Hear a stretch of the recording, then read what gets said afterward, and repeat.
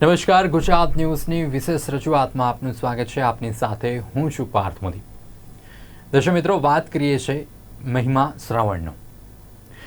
આ એક એવો મહિનો છે કે આ એક એવો માસ છે કે જ્યાં ભક્તો શિવજીની ભક્તિની અંદર ભીંજાતા હોય છે, શિવજીને રીઝવવા માટે અથાગ પ્રયત્નો કરતા હોય છે. પરંતુ ભોળાનાથનું એવું કહેવું છે કે ભોળાનાથનું તો એવું માનવું છે કે એક જળ લોટાથી પણ એરા રીઝાઈ જતા હોય છે અને સંપદા હોય કે તમારી જે મનો ઈચ્છા હોય એ પૂરી કરી દેતા હોય છે. પરંતુ શાસ્ત્રોની અંદર ઘણી બધી વિધિઓ છે, શાસ્ત્રોની અંદર ઘણું બધું મહાત્મ્ય છે આ માસને લઈને. આપણે વાત થઈ અધિક શ્રાવણ માસની. અધિક શ્રાવણ માસ ગયો ને એના પછી શ્રાવણ મહિનાની પ્રારંભ થયો, એટલે કે પ્રથમ દિવસ. અને પ્રથમ દિવસની અંદર હજુ જ્યારે આખો મહિનો, સમગ્ર મહિનાની અંદર તમામ દેવાલયો કે તમામ શિવ મંદિરોની અંદર હર હર મહાદેવના નાદ ગુંજી ઉઠે છે. સવારથી શરૂ થાય ને ભગવાન શિવજીનું તો એવું છે કે એ ક્યારે સૂતા જ નથી એવું કહીએ તો પણ ખોટું નહીં હોય. કારણ કે સવારે વહેલી સવારથી એમના દેવાલયો શરૂ થાય તે રાતના મોડી રાત સુધી એમના દેવાલયો ચાલતા હોય છે. અને લોકો એટલી ભક્તિથી એમને રીઝવવાનો પ્રયત્ન કરતા હોય છે, એટલી ભક્તિમાં લોકો તરબોળ થઈ જતા હોય છે. ભગવાન ક્યારેય એવું નથી કહેતા કે ભાઈ હવે મને થોડો વિરામ આપો કે હવે મને તમે અહીંયાથી નીકળો. કારણ કે ભગવાનનું આ માસની અંદર એટલો મહિમા છે ને આ માસની અંદર ભગવાન કણે કણની અંદર વસેલા જોવા મળે છે. પવિત્ર શ્રાવણ માસની વાત કરીએ છીએ. મહિનાનું આ માસનું શું મહત્વ છે એના વિશે વાત કરવી છે. સાથે સાથે શ્રાવણ માસ જ નામ કેમ એ પણ એક પ્રશ્ન થાય. કારણ કે આ જીવ એક એવો જીવ છે, આપણો મનુષ્ય દેહ, કે જે અજ્ઞાન જીવ છે અને આપણે ઘણું બધું ભક્તિ માર્ગની અંદર આગળ વધવું છે તો એના માટે ઘણા બધા પ્રશ્નો પણ આપણા મનની અંદર ઉદ્ભવ થતા હોય છે. આ પ્રશ્નોનું નિરાકરણ કેવી રીતે આવશે, આ તમામ મુદ્દે, આ તમામ પ્રશ્નોને લઈને આપણને માહિતી આપશે અને માર્ગદર્શન આપશે શાસ્ત્રીજી દક્ષેશ કુમાર. આપણી સાથે દક્ષેશ કુમાર જોડાયા છે. આપનું સ્વાગત છે કાર્યક્રમમાં. શાસ્ત્રીજી, પહેલો પ્રશ્ન એ થાય કે આ મહિનાનું નામ શ્રાવણ માસ કેમ પડ્યું? નમસ્કાર દર્શક મિત્રો. શ્રાવણ માસ એટલે શિવનો પ્રિય માસ. આપ સર્વે જાણો છો કે શ્રાવણ માસની અંદર શિવની જ આરાધના થાય. પણ શિવની ભક્તિ કેમ? શ્રાવણ માસ કેવી રીતે નામ રાખવામાં આવ્યું? આ વખતે પરમાત્માની અસીમ કૃપાથી 2 માસ પર્યંત ભક્તિનો લાભ મળ્યો. અધિક શ્રાવણ માસ અને બીજો શ્રાવણ માસ. અધિક માસની કથા આપ સર્વે સાંભળી કે ભાઈ 3 વર્ષની અંદર જ્યારે 30 માસનો વધારો આવે ત્યારે અધિક માસનું કોઈ મહત્ત્વ ન હતું. પરંતુ તેમણે નારાયણની ભક્તિ કરી અને નારાયણની ભક્તિથી ભગવાન નારાયણે તેમનું નામ પુરુષોત્તમ આપ્યું. એટલે અધિક માસનું નામ પુરુષોત્તમ માસ રહ્યું. હવે આપણે વાત કરીએ શ્રાવણ માસમાં શ્રાવણ માસ નામ કેમ પડ્યું? પહેલો જ પ્રશ્ન એવો થયો. તો 12 માસ આપણે કારતકાદી ગુજરાતી મહિનાની અંદર કે જે રાષ્ટ્રીય જ્યોતિષાચાર્યના જે જ્યોતિષના ગ્રંથો અને જે સૃષ્ટિની કાલકર્મની જે રચના થઈ એ રચના અનુસાર ચૈત્ર માસથી અને કારતક માસથી 12 માસનો પ્રારંભ થયો. એટલે દરેક માસના અલગ અલગ જે નામ છે એમાં શ્રાવણ માસનું નામ શ્રવણ નક્ષત્ર પરથી રાખવામાં આવેલ છે. શ્રવણ નક્ષત્ર એટલે ચંદ્રની 27 પત્નીઓ, જે ભગવાન દક્ષ રાજાની 27 દીકરીઓ હતી તે ચંદ્રની પત્ની, તેમાંથી એક પત્નીનું નામ હતું શ્રવણ અને તે આજે નક્ષત્રના રૂપમાં પૂજા થાય છે. અને શ્રવણ નક્ષત્ર પરથી જ પૂર્ણિમા એટલે પૂર્ણિમા તિથિના દિવસે જે નક્ષત્ર આવતું હોય એ નક્ષત્ર પ્રમાણે તે માસનું તે નામ રાખવામાં આવેલ હતું. જેમ કે આપણે કારતક માસની વાત કરતીએ તો કૃતિકા નક્ષત્ર ઉપરથી પૂર્ણિમાનો સમન્વય થાય અને કૃતિકા નક્ષત્ર અને પૂર્ણિમાના સમન્વયથી કારતક માસ. એવી રીતે શ્રાવણ માસની અંદર પૂર્ણિમાના દિવસે જેને આપણે શ્રાવણી પણ કહીએ છીએ તે શ્રાવણી નક્ષત્ર અને પૂર્ણિમાના સંયોગથી જ શ્રાવણ માસ એવું નામ રાખવામાં આવેલ છે. જી, જ્યારે વાત એવી થાય કે શ્રાવણ માસની મહિમા શું, ઘણી બધી વાતો હોય, ઘણી બધી દંતકથાઓ આપણે વાગોળતા હોઈએ. જી, સાથે સાથે આ એક એવો મહિનો છે કે જ્યાં ભક્તો ભગવાન શિવજીને પ્રસન્ન કરવા માટે અથાગ પ્રયત્ન કરતા હોય છે.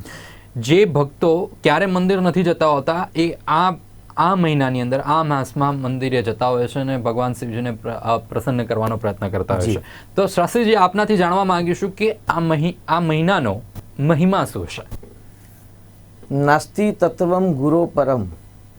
ગુરુથી કોઈ એવું પરમ તત્વ નથી અને ગુરુની કૃપાથી જ જ્ઞાનની પ્રાપ્તિ થાય, ગુરુની કૃપાથી સમૃદ્ધિની પ્રાપ્તિ થાય. એટલા માટે જ દરેક ભક્તો શ્રાવણ માસની અંદર શિવની આરાધના કરતા હોઈએ છીએ.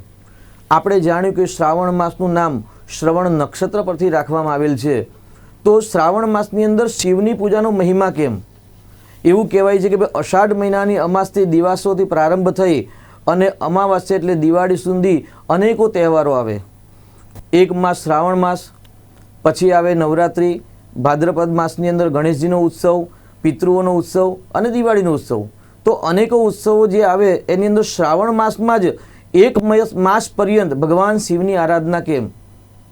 તો શ્રાવણ માસમાં ગુરુ કૃપા એટલે નાસ્તિ તત્વમ ગુરો પરમ.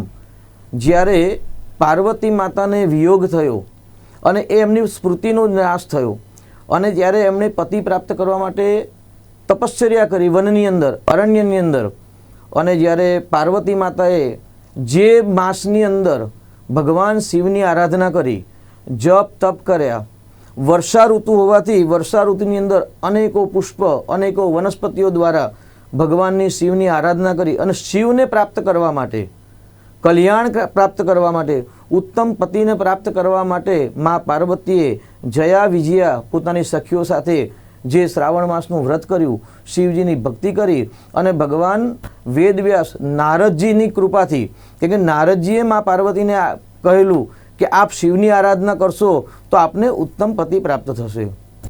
આ માસની અંદર મા ભગવતીએ શિવની આરાધના કરી હોવાથી પાર્વતી માની કૃપાથી આ માસની અંદર શિવની પૂજાનો સવિશેષ મહત્વ થયો છે.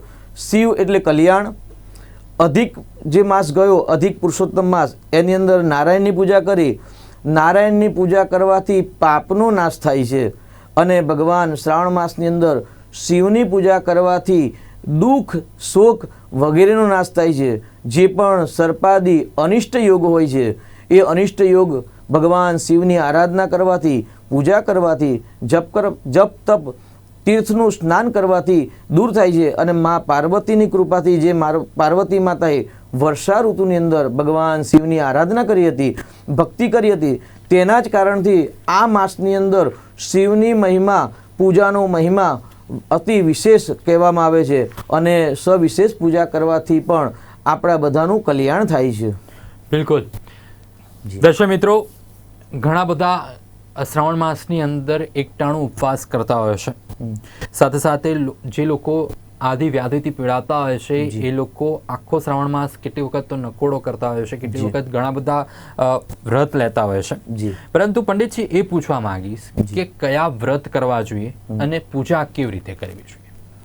શ્રાવણ માસનું વ્રત એટલે શ્રાવણ માસ જ વ્રત કહેવાય છે. જી. એટલે આખા માસ પર્યંત જો વ્રત કરી શકતા હોય તો વ્રત કરવું ને અન્નનો ત્યાગ કરવો.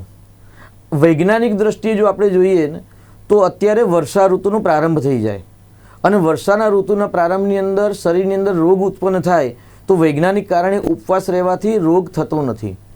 શાસ્ત્ર સંમત જ્યારે વાત કરીએ તો શ્રાવણ માસના વ્રત એટલે ઉપવાસ. ઉપ એટલે નજીક અને વાસ, ભગવાનના નજીક વાસ કરવાથી ઉપવાસ એવું કહી શકાય. ફળનો આહાર કરવો, આખું માસ વ્રત કરી શકતા હોય તો અતિ ઉત્તમ છે. જો તે નથી કરી શકતા તો શ્રાવણ માસમાં આવનાર 4 સોમવાર, 2 પ્રદોષના વ્રત કરી શકો છો, 2 એકાદશીના વ્રત કરી શકાય છે. જન્માષ્ટમી, રાધણછઠ ને શીતળા સાતમ, એમાંથી જે જન્માષ્ટમી છે, જે કૃષ્ણ જન્મનો મહોત્સવ આપણે કહીએ છીએ, એ કૃષ્ણ જન્મ મહોત્સવની જે રાત્રિ છે તેને મોહરાત્રિ કહેવામાં આવે છે. તો મોહરાત્રિનું વ્રત કરી શકો, નાગ પાંચમનું વ્રત કરી શકો, અમાવસ્યાનું વ્રત કરી શકાય છે. આવા અનેકો વ્રત કરવાથી મનની અભિલાષા, શરીરની અંદર રહેલી જે મલિનતા, જે નેગેટિવ ઉર્જા છે એ ઉપવાસ કરવાથી એ દૂર થાય અને ઉપ એટલે નજીક, ભગવાનના નજીક વાસ કરવાથી આપણા જે શરીરની અંદર, મનની અંદર જે પણ અનિષ્ટ રહેલું છે, શાસ્ત્રમાં કહ્યું છે કે ભાઈ યત્તે કેશેષ દુર્ભાગ્યમ સીમંતે યચ્છમૂર્ધની, મનુષ્ય એટલે સ્ત્રીના પુરુષના વાળની અંદર અનિષ્ટ રહેલું છે, કપાળની અંદર અનિષ્ટ રહેલું છે, કર્ણયો રક્ષેદ એટલે કાનની અંદર અનિષ્ટ રહેલું છે, કપોલયો હોય એટલે બે ગાલની અંદર અનિષ્ટ રહેલું છે.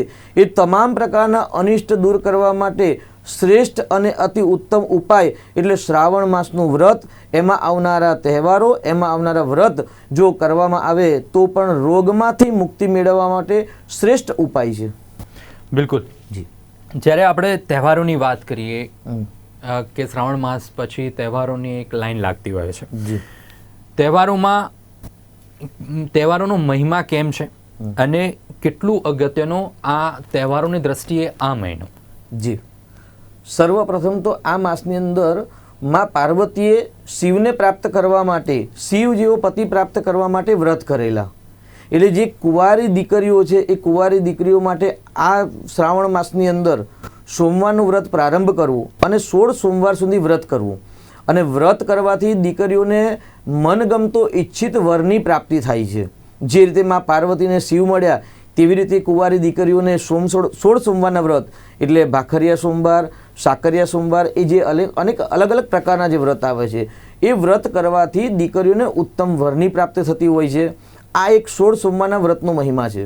એનાથી આગળ આપણે વાત કરીએ તો જન્માષ્ટમી, જેને મોહરાત્રિ પણ કહેવાય છે, કે જેને સૃષ્ટિની અંદર મોહ છે, લોભ છે, ક્યાંક ને ક્યાંક ક્રોધ છે, ક્યાંક ને ક્યાંક અનિષ્ટ છે, મલિનતા છે, પોતાની બુદ્ધિ પ્રજ્ઞા શક્તિ દ્વારા કે પોતાની વાણી દ્વારા જ્યારે અનિષ્ટ થતા હોય તો એ તમામ અનિષ્ટમાંથી મુક્તિ મેળવવા માટે ઉત્તમ વ્રત એટલે જન્માષ્ટમીનું વ્રત પણ કહેવામાં આવેલું છે. એના સાથે નાગપંચમી એટલે પાંચમનું વ્રત કરવાથી વિષાખ્ય યોગ, વિષ ઇત્યાદિ જે દોષ છે કે ભાઈ કુળની અંદર કોઈ પિતૃદોષ હોય, સર્પ દોષ હોય કે નાગની કૃપા મેળવવા માટે નાગ પાંચમનું પણ વ્રત કરવામાં આવતું હોય છે. મુખ્ય વ્રત છે શ્રાવણી રક્ષાબંધન. પૂનમના દિવસે શ્રવણ નક્ષત્રનો સમન્વય એટલે શ્રાવણી કહેવાય ને શ્રાવણી પરથી જ શ્રાવણ માસ એવું નામ રહ્યું.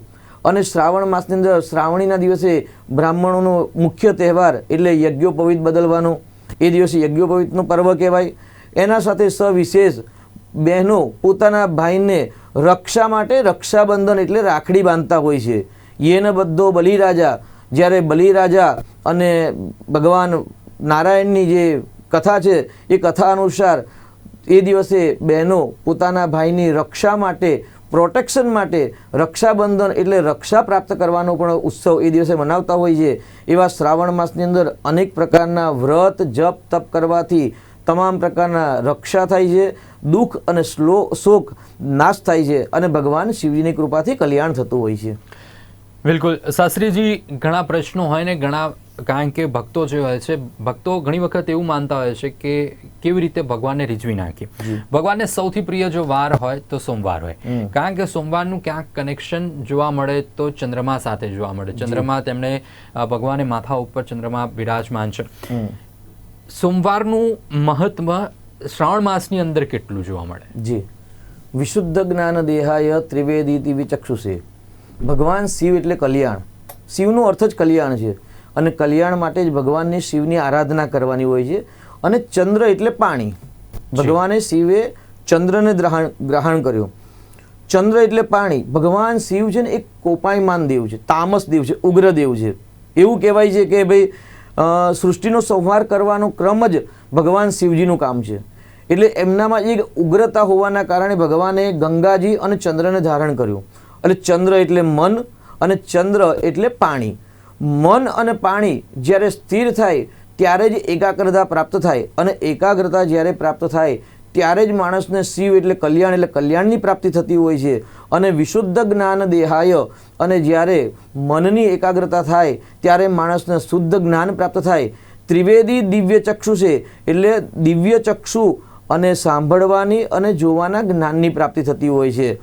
વિશુદ્ધ જ્ઞાન દેહાય ત્રિવેદી દિવ્ય શ્રેય પ્રાપ્તિ નિમિત્તાય. અને એવા સોમવારના દિવસે વ્રત કરવાથી ચંદ્રદેવ એટલે સોમ, ચંદ્રનું બીજું નામ જ સોમ છે, એટલે સોમની કૃપાથી, ભગવાન શિવની કૃપાથી શુદ્ધ જ્ઞાન, વિશુદ્ધ જ્ઞાન દેહાય એટલે શુદ્ધ જ્ઞાનની પ્રાપ્તિ થાય છે. અને એ જ્ઞાન દ્વારા તમે પોતાનો અને સપરિવારનું અને દેહનું આત્માનું કલ્યાણ કરી શકો છો. એટલા માટે સવિશેષ ચંદ્રદેવે ભગવાન શિવની સોમનાથની અંદર પ્રાયશ્ચિત રૂપે આરાધના કરી હતી, એટલે જ ભગવાન શિવજીનું નામ એક સોમનાથ રાખવામાં આવ્યું. અને સોમ એટલે ચંદ્ર, ચંદ્રએ ભગવાન શિવની આરાધના કરી હતી, તેથી એ દિવસનું મહત્વ સોમવારનો સવિશેષ રહેલું છે. બિલકુલ. સાથે શાસ્ત્રીજી પૂજા અર્ચના થાય, લોકો જળાભિષેક કરે, દૂધાભિષેક કરે કે પછી અલગ અલગ ધાન્યનો ચડાવો કરતા હોય છે ભગવાન શિવજીના શિવાલયો પર. પરંતુ સાથે સાથે એક મંત્રનો પણ મહિમા હોય છે કે પંચાક્ષરી જે મંત્ર છે ઓમ નમઃ શિવાય, જેની વાત કરીએ તો સાથે સાથે મહામૃત્યુંજય મંત્ર જાપ છે. શ્રાવણ માસ દરમિયાન આ મંત્રોના જાપ અને એનો મહિમા કેટલો રહેલો છે? જી, સોમવારનું મહત્વ એટલે ચંદ્રનું મહત્વ. જી, ચંદ્ર એટલે પાણી, ચંદ્ર એટલે મન. મન એવ મનુષ્યાણામ કારણમ બંધ મોક્ષણમ. એવું કહેવાય છે કે સારા વિચારથી સારા કર્મ થઈ શકે, પણ શુદ્ધ આત્મા હોય તો ઉત્તમ ગતિ પ્રાપ્ત થાય. જ્યારે શિવલોક કે વૈકુંઠ લોકની પ્રાપ્ત કરવી હોય તો આત્માનું જ્ઞાનની પ્રાપ્તિ કરવી પડે, અને આત્માને જ્ઞાનની પ્રાપ્તિ મંત્ર જપ દ્વારા થાય. નમઃ શિવાય શાંતાય એવું કહેવાય છે કે શાંતિની પ્રાપ્ત કરવી છે તો કેવલ ને કેવલ મંત્રની આરાધના કરો, જપની આરાધના કરો. ષડાક્ષરી મંત્ર કે પંચાક્ષરી મંત્ર કહીએ ઓમ નમઃ શિવાય. નમઃ શિવાય જે પંચ તત્વ એટલે જે પંચ તત્વનું મિલન થઈ અને જે મંત્રનું શબ્દ એટલે સ્વર અને વ્યંજનનું જે એક ગોઠવણ છે, સંયોજન થયેલું છે, એ સંયોજન દ્વારા જે તત્વનું ઉત્પન્ન થાય છે, એ ઉત્પન્ન દ્વારા ભગવાન શિવની આરાધના કરો, ભગવાન મહાદેવની આરાધના કરો, ભગવાન પશુપતિનાથ ભોલેનાથની આરાધના કરવામાં આવે, મહામૃત્યુંજયની આરાધના કરવામાં આવે. તો એવું કહેવાય છે કે નાસ્તિ તત્વમ ગુરો પરમ. ગુરુની કૃપા પ્રાપ્ત થાય અને ગુરુની કૃપાથી મંત્ર જાગૃત થાય, અને મંત્ર જાગૃત થાય તો ઓટોમેટિક જ બધાનું કલ્યાણ થતું હોય છે. એટલે મંત્ર જપ એક શ્રેષ્ઠ જપ છે. અને કલયુગની અંદર એવું કહ્યું છે કે નામ સંકીર્તનમ યસ્ય.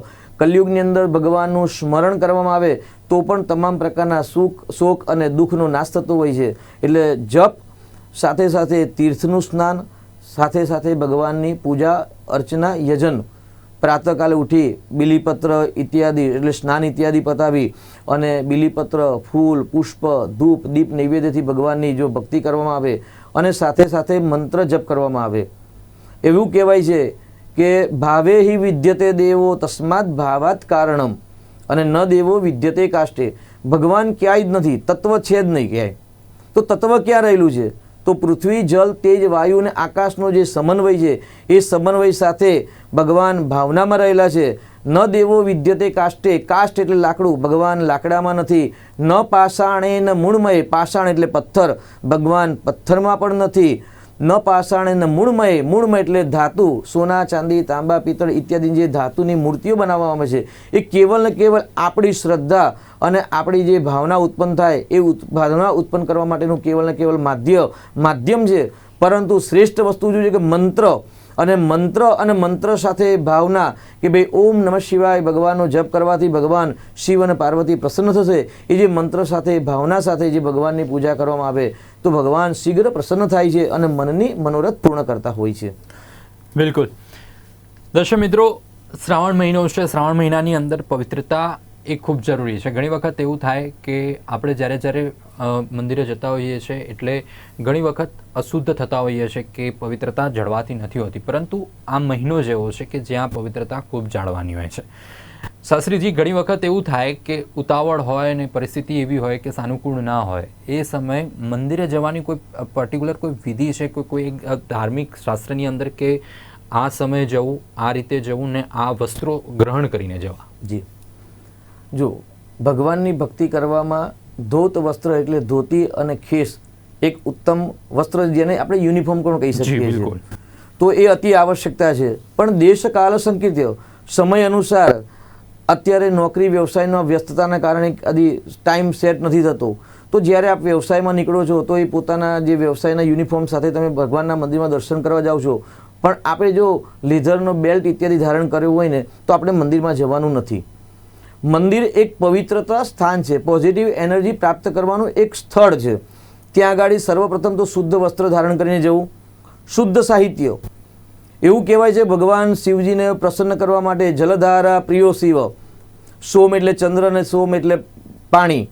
ભગવાન શિવજીને પ્રસન્ન કરવા માટે દિવ્ય જલ અર્પણ કરવું, શ્રેષ્ઠ જલ અર્પણ કરવું. કારણ કે જલધારા પ્રિયો શિવ, ભગવાન શિવ પાણીથી પ્રસન્ન થાય છે. અલંકારો પ્રિયો વિષ્ણુ, ભગવાન નારાયણ છે ને એ અલંકારથી પ્રિય થાય છે. બ્રાહ્મણા મોદક પ્રિય અને નમસ્કારો પ્રિય ભાનુ, જો સૂર્યને પ્રસન્ન કરવો હોય તો નમસ્કાર કરવા પડે. તો આ રીતે શુદ્ધ વસ્ત્ર, સ્નાન ઇત્યાદિ કરી ભગવાન શિવના મંદિરમાં જવું, ત્યાં જળ ચડાવવું, દૂધ અર્પણ કરવું, પંચામૃત ઇત્યાદિ દિવ્ય તીર્થોથી અલગ અલગ ફળ દ્વારા ભગવાન પર અભિષેક કરવો, અલગ અલગ નૈવેદ્ય, પંચમેવો, સાકર ઇત્યાદિ નૈવેદ્ય અર્પણ કરી અને જે મનની ઈચ્છા હોય એ ભગવાને વ્યક્ત કરવી. સાથે જો આપની કુંડલીમાં કોઈ અશુભ ગ્રહ હોય અને અશુભ ગ્રહના કારણે જો આપના જીવનમાં આપત્તિ હોય તો જે ગ્રહ હોય એ ગ્રહના અનુકૂળ અત્તર અર્પણ કરવું. જેમ કે આપની કુંડલીમાં રાહુ ખરાબ ફળ આપતો હોય તો ચંદનનું અત્તર ભગવાનને અર્પણ કરવું. સૂર્ય જો અનિષ્ટ ફળ આપતા હોય તો ગુલાબનું અત્તર અર્પણ કરવું. આવી રીતે અલગ અલગ ગ્રહને નિવારણ માટે અલગ અલગ અત્તર પણ ભગવાનને અર્પણ કરી શકાય છે. વિશેષ ફળોના રસોથી ભગવાનનો અભિષેક કરી શકાય છે. બીલીપત્ર, ધનતુરાના ફૂલ ઇત્યાદિ અનેક અલગ અલગ દ્રવ્ય દ્વારા જો ભગવાન શિવજીની આરાધના કરવામાં આવે, ભક્તિ કરવામાં આવે તો ચોક્કસથી ભગવાન શિવજીની અસીમ કૃપા પ્રાપ્ત થતી હોય છે. બિલકુલ. જી. સાથે સાથે ઘણી વખત એવું થાય કે ઘણા ભક્તોને એવો પણ પ્રશ્ન હોય છે કે આખો માસ પૂજા અર્ચના કરી કે આખો માસ જે રીતે શાસ્ત્રોમાં દર્શાવ્યું છે કે જે ગુરુજનો પાસેથી, જે વડીલો પાસેથી સાંભળ્યું છે એ પ્રમાણે પૂજા અર્ચના કરી, ફળની આશા એક સ્વાભાવિક રીતે મનુષ્ય દેહ છે, કામ વૃત્તિ છે એટલે ફળની આશા તો હોય જ. તો કયા ફળોની પ્રાપ્તિ થાય છે આ મહિનાની અંદર જ્યારે શ્રદ્ધાપૂર્વક શિવની ભક્તિ કરવામાં આવે? તો ફળ પ્રાપ્ત કરવા માટે પુણ્યનો ઉદય જોઈએ અને પુણ્યના ઉદય માટે અનિષ્ટ દૂર થવું જોઈએ. અનિષ્ટ દૂર કરવા માટે શ્રેષ્ઠ ઉત્તમ ઉપાય છે કાળા તલ દૂધમાં નાખી અને ભગવાનને જો શિવજીને ચડાવવામાં આવે ને તો તમામ પ્રકારનું અનિષ્ટ અમંગલ દૂર થાય છે. વ્યાધિન નાશયથી, અનેકો વ્યાધિથી જો આપ પીડાતા હોવ ને તો કુશોદકેન એટલે ડાભ અને દુર્વાના જલ દ્વારા જો ભગવાનને અભિષેક કરવામાં આવે તો પણ વ્યાધિમાંથી મુક્તિ મળે છે. જો આપને આર્થિક સમસ્યા છે, અનેકો પ્રયત્ન કરવા છતાં પણ વ્યવસાયની અંદર ઉન્નતિ પ્રાપ્ત નથી થતી, તો આપે ઇક્ષુ રસેન એટલે શેરડીના રસ દ્વારા ભગવાન શિવજીને જો અભિષેક કરવામાં આવે તો ઉત્તમ લક્ષ્મીની પ્રાપ્ત થતી હોય છે. એના સાથે જે કુંવારી દીકરી કે દીકરાઓ છે એમને વર કે સુલક્ષણા પત્ની પ્રાપ્ત નથી થતી તો એના માટે આખા ચોખા ભગવાનને અર્પણ કરવામાં આવે, ઓમ નમઃ શિવાય બોલી અને માસ પર્યંત 1.25 લાખ જો અક્ષત અર્પણ કરવામાં આવે તો પણ આરોગ્ય સાથે દીકરાઓને સુલક્ષણા પત્ની પ્રાપ્ત થાય અને દીકરીઓને ઉત્તમ મનોઈચ્છિત પ્રાપ્ત ફળની થતી હોય છે. આ રીતે અલગ અલગ દ્રવ્યો દ્વારા ભગવાન શિવજીનું આયોજન કરવાથી તમામ પ્રકારના મનોરથ પૂર્ણ થાય છે. એવું કહેવાય કે લક્ષ્મી એટલે સર્વે ગુણા કાંચનમાશ્રયંતી, જીવન નિર્વાહ કરવા માટે ધન વગર જીવન નિર્વાહ ન થાય તો ઉત્તમ ધન પ્રાપ્ત કરવું હોય તો ભગવાન શિવજીને નિત્ય મધ અને ઘી દ્વારા જો અભિષેક કરવામાં આવે અને મધ અને ઘી દ્વારા રુદ્રાભિષેક થાય અને રુદ્રાભિષેક એક બાજુ મંત્રોચ્ચારણ થાય, એક બાજુ ભગવાન પર મધ અને ઘીની ધારા થતી હોય તો એનાથી ભગવાન પ્રસન્ન થઈ અને ઉત્તમ પ્રકારની શ્રી એટલે યશ, પ્રતિષ્ઠા, કીર્તિ, માન સન્માન સાથે લક્ષ્મીની પ્રાપ્તિ થતી હોય છે. આવા અનેક અલગ અલગ દ્રવ્યો દ્વારા મનની ઈચ્છાઓ પૂર્ણ કરી શકતા હોય છે. કોર્ટ કચેરીની ઇત્યાદિ જો સમસ્યા હોય તો સરસવના તેલ દ્વારા જો અભિષેક કરવામાં આવે ભગવાન પર અને એક બાજુ અષ્ટાધ્યાયી રુદ્રીનો પાઠ કરવામાં આવે તો પણ ભગવાનની કૃપાથી સમાજની અંદર યશ, પ્રતિષ્ઠા સાથે વિજયની પ્રાપ્તિ થતી હોય છે. આ રીતે આપ અનેક અનેક મંત્રો દ્વારા, દ્રવ્ય દ્વારા મનની ઈચ્છાઓ પૂર્ણ કરવા માટે આપ તપશ્ચર્યા ભક્તિ કરી શકો છો. બિલકુલ દર્શક મિત્રો, જે રીતે તમામ જે ભક્તો, શિવ ભક્તો છે એ આ શ્રાવણ મહિનો એમના માટે ખૂબ મહત્ત્વનો જ હોય છે. અનેક વ્રતો અને શિવોપાસના એક એવી વસ્તુ છે કે જે શ્રાવણ મહિનાની અંદર શ્રેષ્ઠ ગણવામાં આવતી હોય છે, જેની શરૂઆત થઈ ચૂકી છે. 2 શ્રાવણ મહિનાનો અનુભવ થયો. 2 શ્રાવણ મહિના સમગ્ર બે મહિનાથી આપણે એક ભક્તિપૂર્ણ માહોલની અંદર આપણને વધુ ભગવાનની નજીક આવવાનો એક અવસર મળ્યો છે. પવિત્ર શ્રાવણ માસની આપણે વાત કરી, આ ચર્ચાને પણ આપણે આગળ વધારીશું કારણ કે આખો શ્રાવણ મહિનો છે. શ્રાવણ મહિનાની અંદર ઘણી બધી શિવ મહિમા છે, શિવ પુરાણની અંદર પણ શિવ મહિમાઓ છે. શિવ એક એવી વસ્તુ છે કે જે નાનામાં નાની વસ્તુ તમે અર્પણ કરો તો એનું 1.25 લાખ કરીને તમને પાછા આપતા હોય છે. તમે 108 ચોખા ચડાવો તો તમને અનેક ગણું કરીને આપતા હોય છે. ઘણી બધી વસ્તુઓ છે ને, ઘણી બધી વસ્તુઓ ઉપર આપણે માર્ગદર્શન પણ મેળવીશું. પરંતુ આજની રજૂઆતમાં આજે અહીંયા કાર્યક્રમને પૂર્ણ કરીશું. દર્શકભાઈ શાસ્ત્રી જે આપ અમારી સાથે જોડાયા એ દર્શક મિત્રોને માહિતી આપી એ બદલ આપનો આભાર. દર્શક મિત્રો, આજની આ વિશેષ રજૂઆત શ્રાવણનો મહિમા આપણે સમજ્યો, શરૂઆત થઈ, આપણે જાણ્યો. આગળ પણ આ જે શરૂઆત છે એને આગળ વધારીશું, પરંતુ આજે રોકાઈશું અને ફરીથી મળીશું આવતીકાલે. ઓમ નમઃ શિવાય.